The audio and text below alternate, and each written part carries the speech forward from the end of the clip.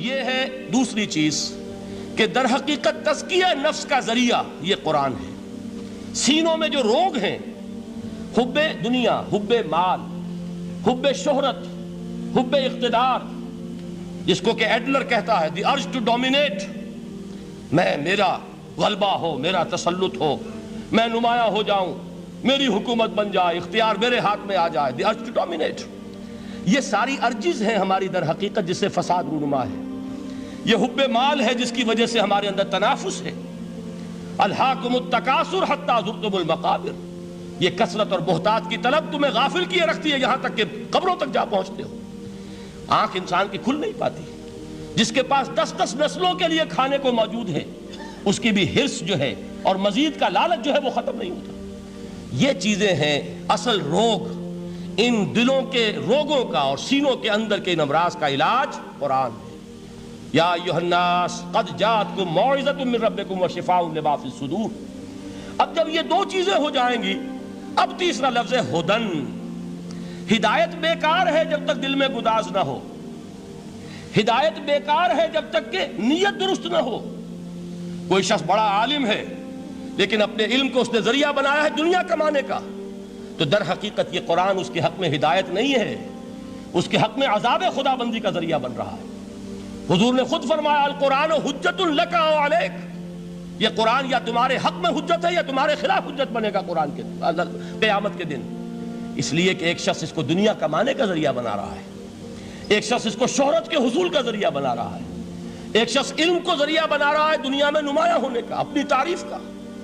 حضور نے فرمایا کہ قیامت کے دن سب سے پہلے 3 افراد کا معاملہ پیش ہوگا عدالت خداوندی میں۔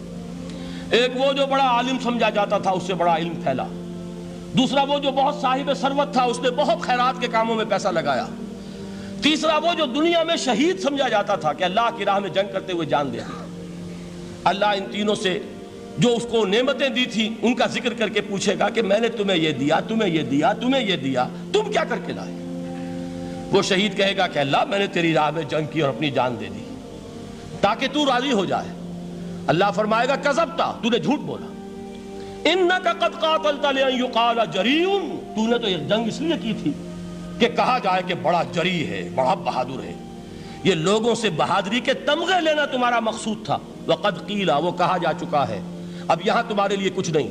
اور فرشتوں کو حکم ہوگا اور وہ اوندے منہ اس کو گھسیٹتے ہوئے جہنم میں جھونک دیں گے۔ دنیا میں شہید سمجھا جا رہا ہے، آخرت میں جہنمی ہے۔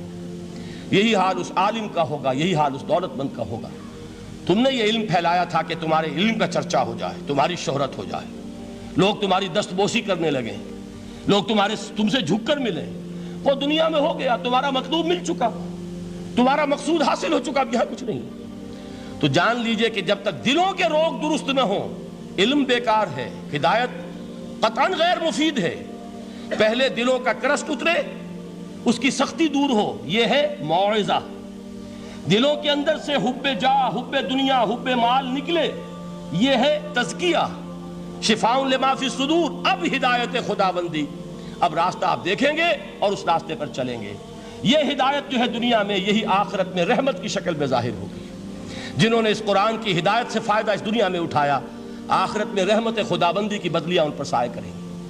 ایک حدیث میں تو باقاعدہ الفاظ آئے ہیں کہ سورہ بقرہ اور سورہ آل عمران یہ 2 بدلیوں کی صورت میں ظاہر ہوں گی میدان حشر میں، اور ان لوگوں پر سایہ کریں گی کہ جن کو ان سے بڑی محبت تھی۔ یہ 4 الفاظ نوٹ کر لیجئے اسی ترتیب کے ساتھ۔ یا ایھا الناس قد جاءتکم موعظۃ من ربکم وشفاء لما فی الصدور وہدی ورحمۃ للمؤمنین قل بفضل اللہ وبرحمتہ۔ اے نبی کہہ دیجئے یہ اللہ کا بڑا فضل ہے، لوگوں سمجھو، اس کی بڑی رحمت کا ظہور ہوا ہے اس قرآن کی شکل میں۔ اس کی رحمت کا مظہر عدم قرآن ہے، اس کے فضل کا سب سے بڑا ثبوت قرآن ہے۔ فبذالک فلیفرحوا، اس پر انہیں خوشیاں منانی چاہیے۔ اترانا ہے تو اس پر اترائیں کہ اتنی بڑی دولت ہمارے پاس ہے، اتنا بڑا احسان ہے جو اللہ نے ہم پر کیا ہے۔ فبذالک فلیفرحوا هو خیر مما یجمعون، جو چیزیں یہ جمع کرنے کی فکر کر رہے ہیں ان سے کہیں زیادہ قیمتی یہ قرآن ہے۔ کاش کہ یہ 2 آیات ہی ہمارے قلب کے اوپر یہ کندہ ہو جائیں۔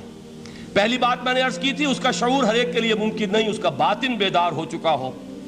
لو انزلنا هذا القرآن على جبل لرأيته خاشعا متصدعا من خشیۃ اللہ، جن کی ارواح بیدار ہو چکی ہوں وہ قرآن کی اس تاثیر کو محسوس کریں گے۔ لیکن یہ دوسری چیز ہے کہ جو ہمارے لیے پریگمیٹک پہلو سے، عملی اعتبار سے، افادے کے اعتبار سے یہ چار الفاظ اور رحمت اور فضل خدا بندی کا سب سے بڑا مظہر، اور خوشیاں مناؤ کہ اللہ کی یہ نعمت تمہارے پاس موجود ہے۔ هي الحلقات تحفظني بآيات من القرآن، هي الحلقات تملأني بحب المصطفى العدنان، هي الحلقات تحفظني بآيات